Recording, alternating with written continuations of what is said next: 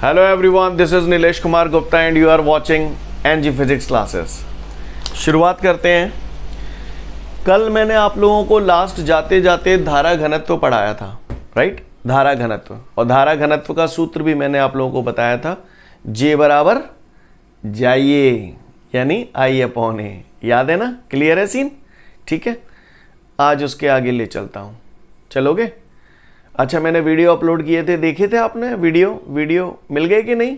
अब तो मिलने लगे वीडियो, अब रेगुलर मिलते जाएंगे, डोंट वरी, ठीक है ना। तो आगे बढ़ते हैं और आगे की बात करते हैं, ठीक है। इसके बाद हमारे सामने बेटा एक सवाल दिया हुआ है, तो उस सवाल को हम लोग थोड़ा सा समझने की कोशिश करते हैं, थोड़ा सा क्या पूरा सा ही समझेंगे। तो सवाल में हमको वो कह रहा है पट्टा, एक चालक तार का अनुप्रस्थ परिच्छेद क्षेत्रफल 0.1 सेंटीमीटर स्क्वायर है। एक चालक तार का अनुप्रस्थ परिच्छेद क्षेत्रफल 0.1 सेंटीमीटर स्क्वायर है। अच्छी बात है।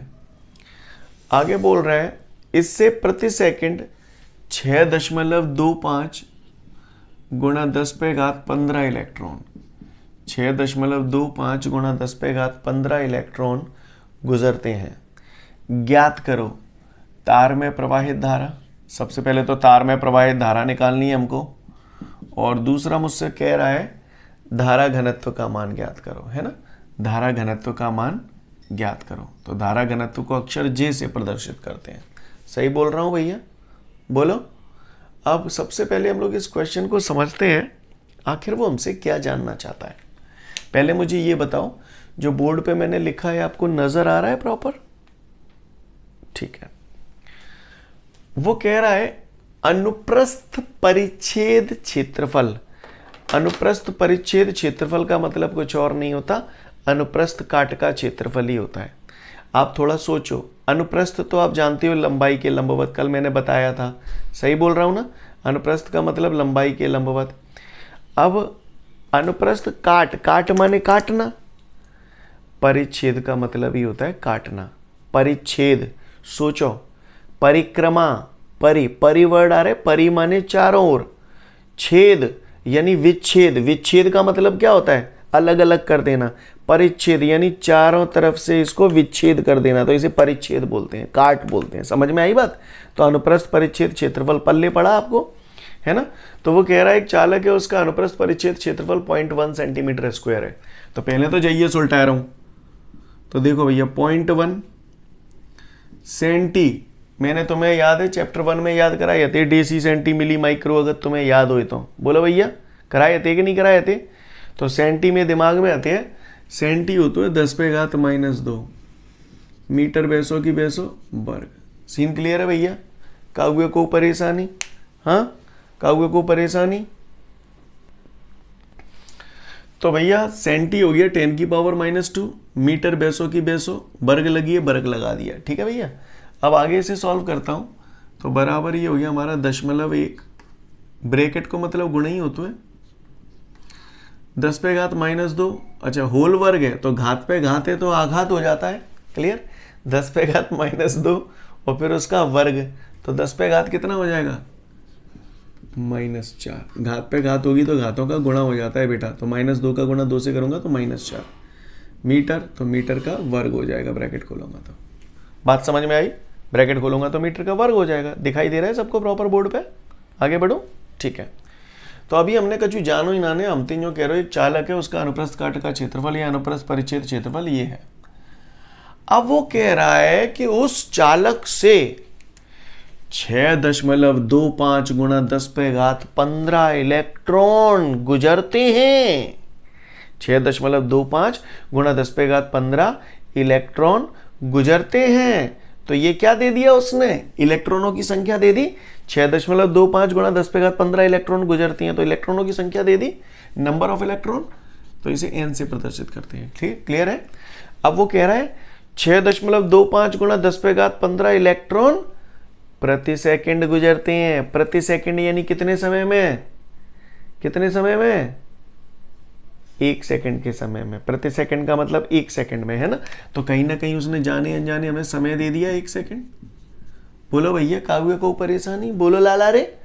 तो पट्ठन ने मोते यूं कही है कि मैं धारा बताऊं, तो भैया हम ज़्यादा पढ़े लिखे अतना ने ज़्यादा हमें समझ में आवतना ने, पर हम होन बचपन में ये बात पढ़ी थी, आई बराबर आई क्यों थी? बोलो भैया, आई बराबर आई क्यों थी? सीन क्लियर है यहाँ तक? बोलो भैया। चलो इतने गई अगर क्लियर है तो मैंने बचपन में जो जानी थी Q बराबर कौन है? Q बराबर कौन है? Q बराबर है नहीं, समझ गए ना? Q बराबर है नहीं, चैप्टर 1 में बताई थी। बोलो, हिला दो मूड ना बताई, हिला दो मूड। ठीक है, तो Q बराबर है नहीं बटे T। चमका दो, अब गाओ एन को मान के देंगे जिधर हो 6.25 गुणा 10⁻15 बटे T के देंगे 1। अच्छा, एन को मान तो तुमने ये दद दो। अब बचो का है ई, और चैप्टर 1 में पढ़ाई यदि ई मूल आवेश होता है, इलेक्ट्रॉन पे आवेश होता है ना, और मूल आवेश का मान आप सब लोगों को रेटा डला है, ठंडे रेटा डरो है। वैसे याद होगा यार, इतना मत करना है, याद होगा का है, मैं पूछेगा नहीं, हालांकि मैं पूछेगा नहीं, चिंता मत करो, क्लियर, पर याद होगा ऐसा मेरे ख्याल से, मुझे लगा तो ऐसे गलत फहमी में मैं जीत रहा हूँ, वही ज़्यादा बढ़िया है। तो एन ई अपॉन टी, यहाँ तक क्लियर हुआ सभी को? बोलो भाऊ, क्लियर है? तो जब आप इस पूरी रामायण को सॉल्व कर लोगे ना बेटा, तो सॉल्व करके आपका जो आंसर आ जाएगा वो आ जाएगा 10⁻³ एम्पियर। 10⁻³ एम्पियर। सीन क्लियर है भैया? किसी को कोई परेशानी? सब लोग समझ पा रहे हैं? अब्बा ने मोती यूँ कही है कि मैं धारा घनत्व और बता दूँ, तो भैया धारा घनत्व बता दो, पट्टा है। धारा घनत्व का सूत्र जी बराबर जाइए, तो आई को मान है 10⁻³ ए के देगा अपनी ए दिख रहा है 0.1 गुणा 10⁻⁴। तो ए की जगह मैंने दे दी 0.1 गुणा 10⁻⁴। तो इसको जब मैं सॉल्व करूंगा तो 10⁻⁴ ऊपर पहुंच जाएंगे, प्लस के 4 रह जाएंगे, गुणा 10⁻³ पहले से डटे हुए हैं 0.1। कहोगे कोई परेशानी? बोलो लाला रे, हैं? कोई परेशानी ना नहीं। आधार समान होता है तो घातें जुड़ जाती हैं, तो 4 - 3 10⁻1। घात 1 लिखवा जरूरी है का? बोलो जरूरी है का? समझ गए जन्नो? कहोगे कोई परेशानी? अच्छा, 0.1 है, दशमलव हटाऊंगा तो बिंदी बढ़ जाएगी, दशमलव के बाद 1 अंक है तो 1 बिंदी बढ़ जाएगी, बढ़ जाएगी नहीं बढ़ जाएगी? बढ़ जाएगी। तो जे बराबर 23 कितने आ गई लाला रे? जे बराबर 23 आ गई 100 एम्पियर प्रति मीटर स्क्वायर। एम्पियर प्रति मीटर स्क्वायर कहाँ से आई? समझ में आई? धारा का मात्रक एम्पियर, क्षेत्रफल का मीटर स्क्वायर। उम्मीद करता हूँ आपको समझ में आ गया होगा। आ गया या नहीं आया? तो जल्दी से बेटा फटाफट नोट कर लो, फिर आगे बढ़ेंगे। हाँ, नेक्स्ट क्वेश्चन है इस सवाल के बाद हमारे सामने, अनुगमन वेग से आप क्या समझते हैं? काय से क्या समझते हैं? अनुगमन वेग से। तो चलिए देखते हैं हम लोग अनुगमन वेग होता क्या है। ठीक है, सभी लोग ध्यान से देखिएगा अनुगमन वेग क्या होता है।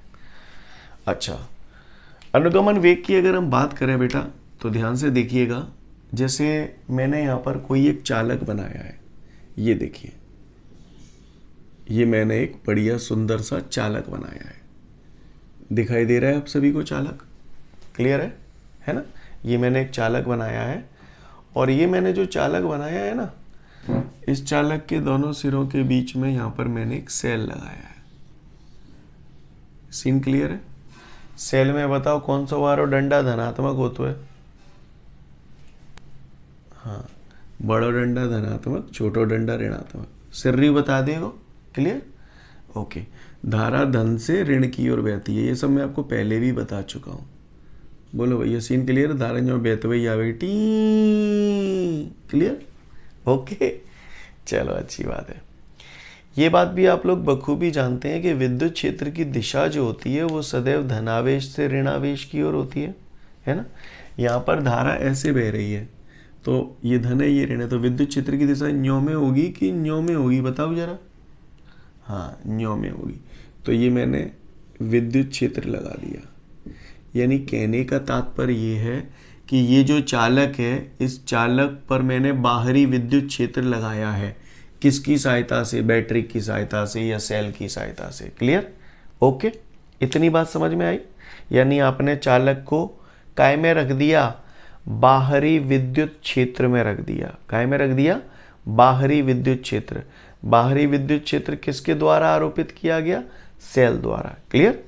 तो जब किसी चालक को बाहरी विद्युत क्षेत्र में रखा जाता है तो होता क्या है, चालक के अंदर, चालक छोटे छोटे परमाणुओं से मिलकर बना हुआ है, मानते हो इस बात को?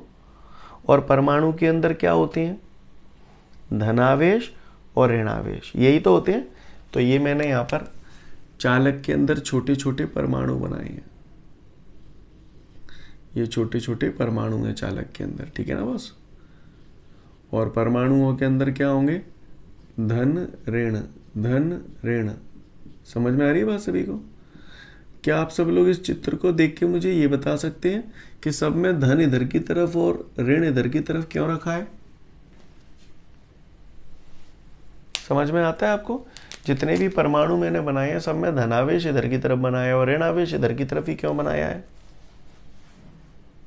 हाँ, वेरी गुड। क्योंकि विद्युत क्षेत्र की उपस्थिति में धनावेश पर बल इधर की तरफ लगता है विद्युत क्षेत्र की दिशा में, और ऋणावेश पर बल विद्युत क्षेत्र की विपरीत दिशा में लगता है। बात समझ में आ रही है सभी को? बोलो भैया, सीन क्लियर है? अच्छी बात है। अब होता क्या है बेटा, एक बात बताओ, ये जो ऋणावेश है, ऋणावेश को इलेक्ट्रॉन बोल सकता हूं, इलेक्ट्रॉन या मुक्त इलेक्ट्रॉन जो भी है ना, ये इलेक्ट्रॉन किस तरफ जाएगा? इस बाहरी विद्युत क्षेत्र की वजह से ये इलेक्ट्रॉन पे बल किस तरफ लगेगा? आप बताओ। इस तरफ लगेगा, यानी बाहरी विद्युत क्षेत्र की विपरीत दिशा में।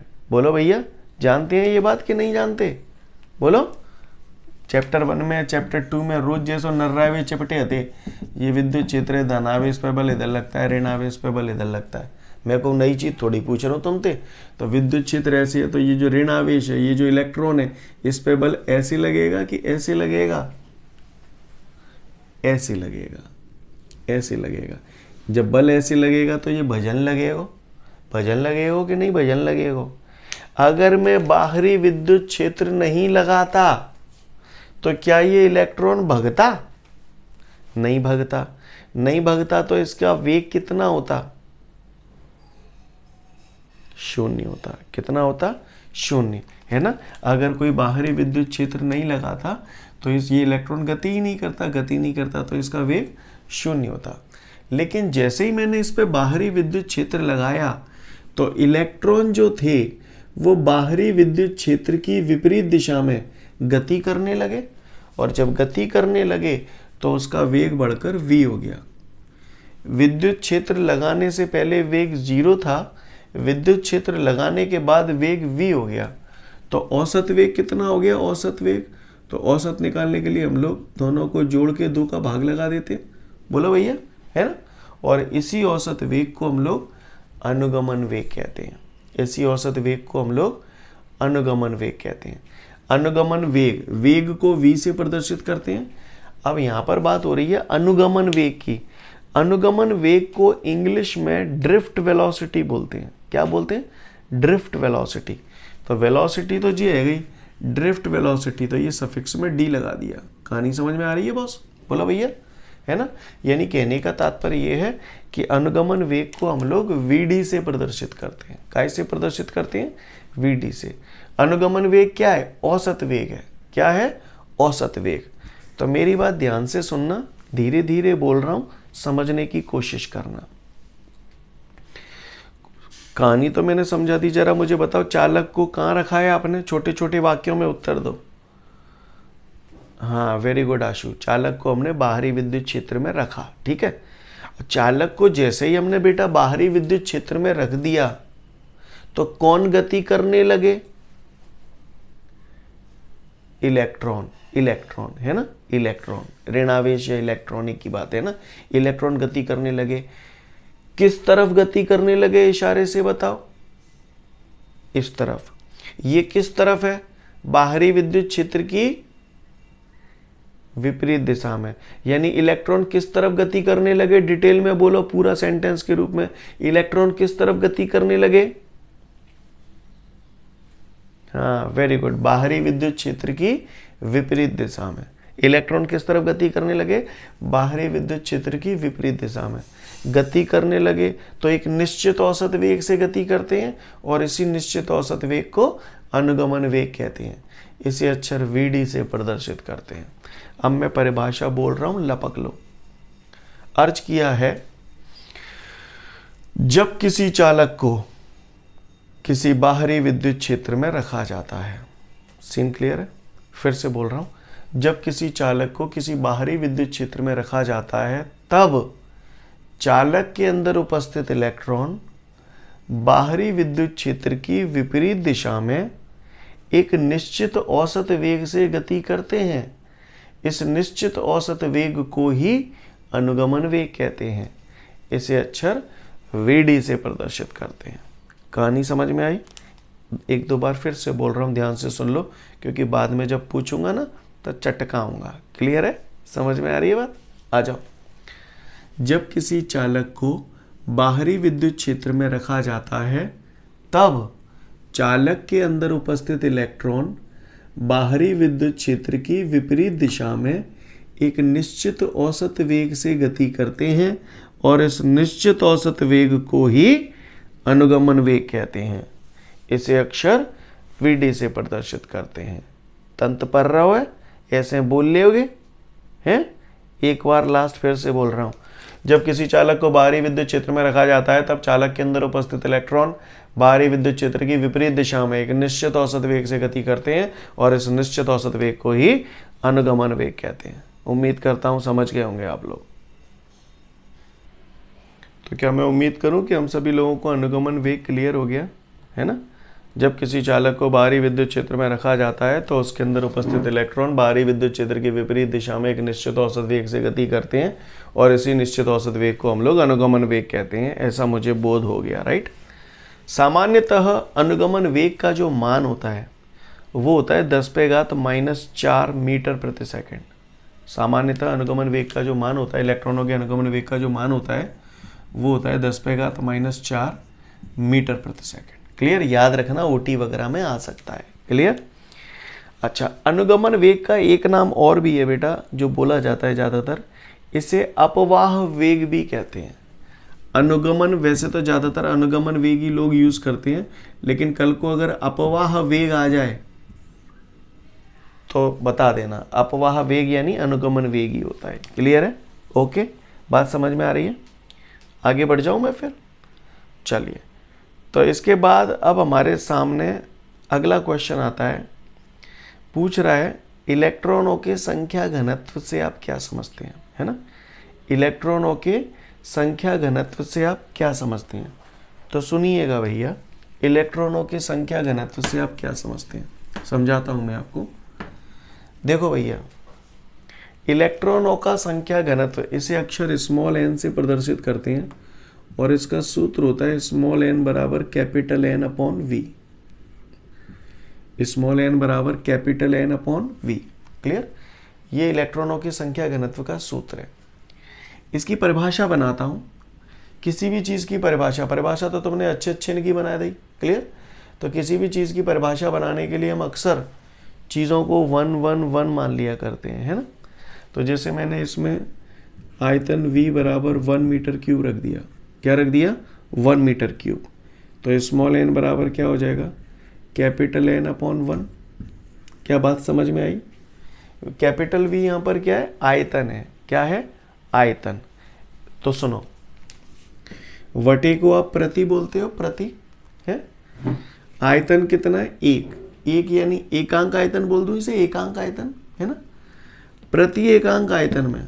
अच्छा, कैपिटल N क्या होता है? इलेक्ट्रॉनों की संख्या। इलेक्ट्रॉनों की संख्या, तो प्रति एकांक आयतन में उपस्थित इलेक्ट्रॉनों की संख्या को इलेक्ट्रॉन का संख्या घनत्व कहते हैं। समझ में आ रही बात? क्लियर?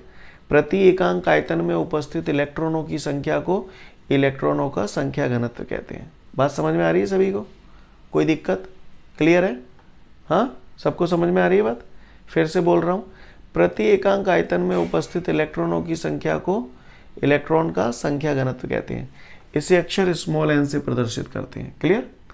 फिर से बोल रहा हूं, यहां V आयतन है, कैपिटल N इलेक्ट्रॉनों की संख्या है और स्मॉल n प्रति एकांक आयतन में इलेक्ट्रॉनों की संख्या है। क्लियर। अब जो पढ़ तो लई याद हुए गो, होता क्या है ना, होता क्या है प्रति एकांक आयतन में इलेक्ट्रॉनों की संख्या, इसको थोड़ा समझने की कोशिश करना, ठीक है, समझना। जी मान के चलो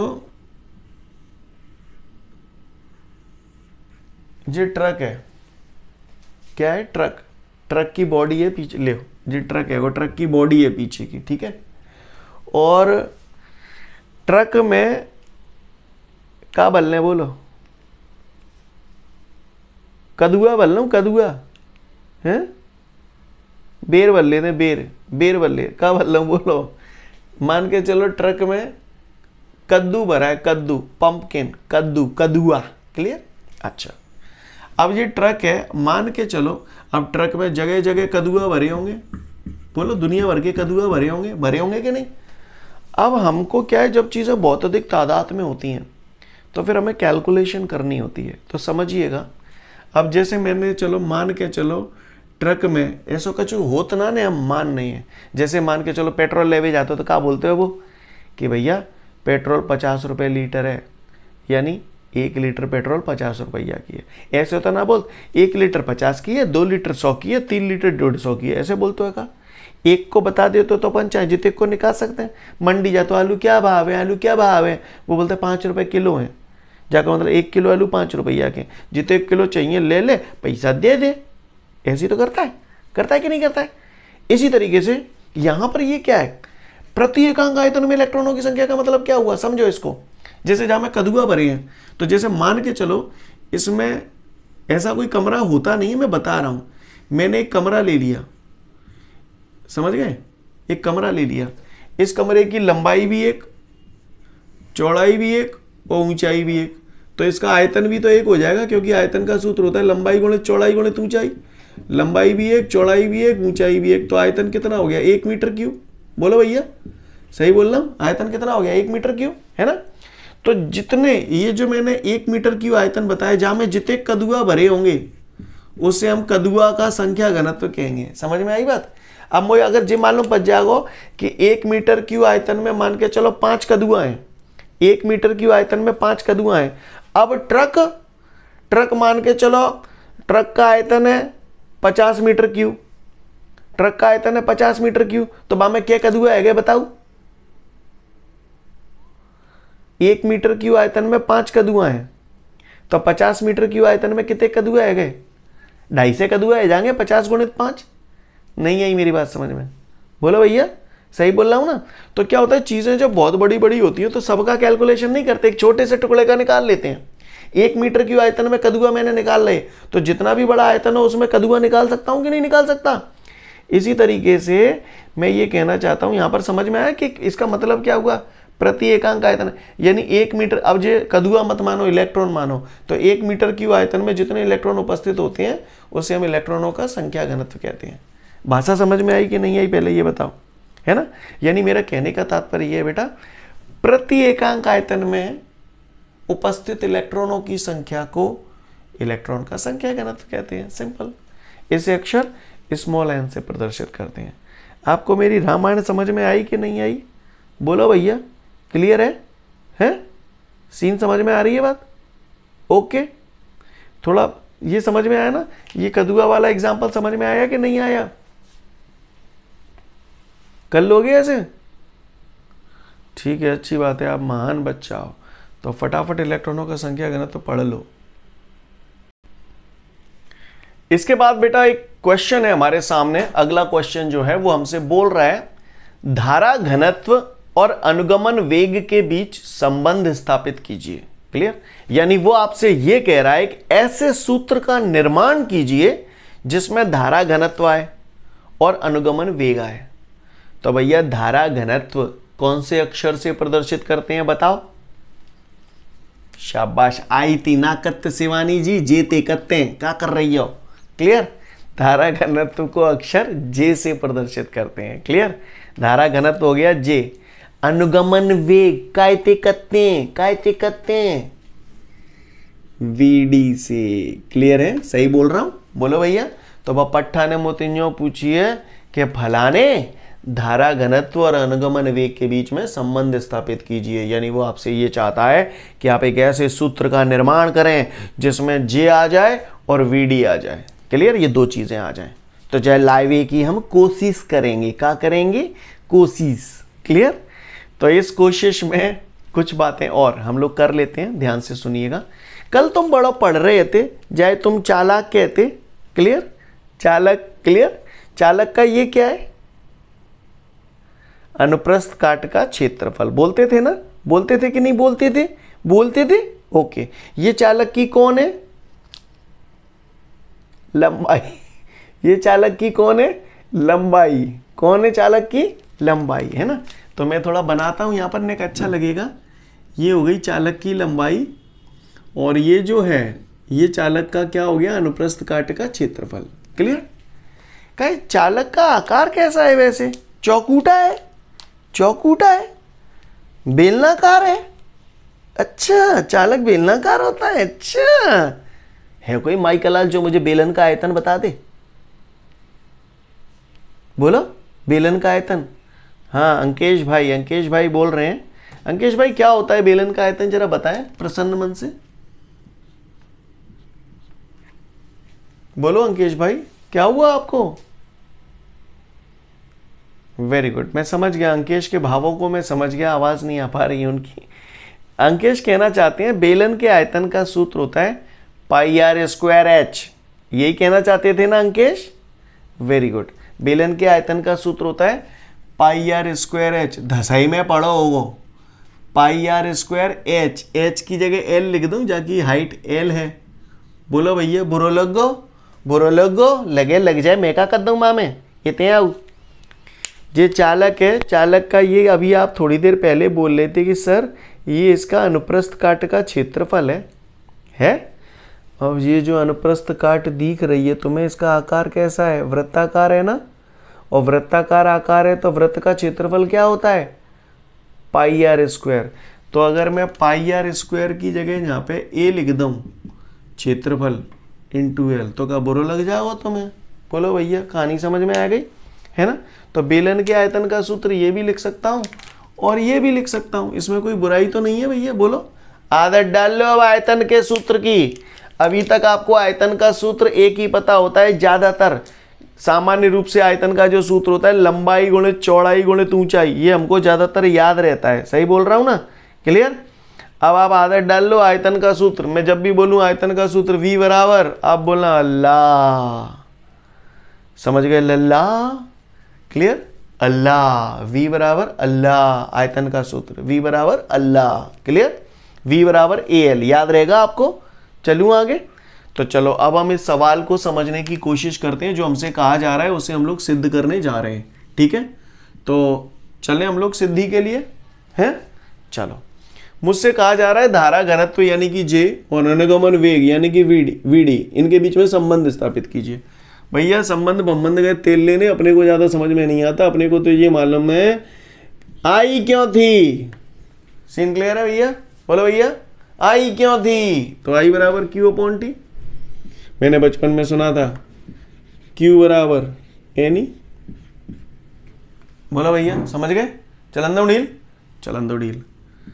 आई बराबर, मैंने बचपन में ये पढ़ा था स्मॉल n बराबर कैपिटल N अपॉन V। पढ़ा था कि नहीं, बोलो भैया।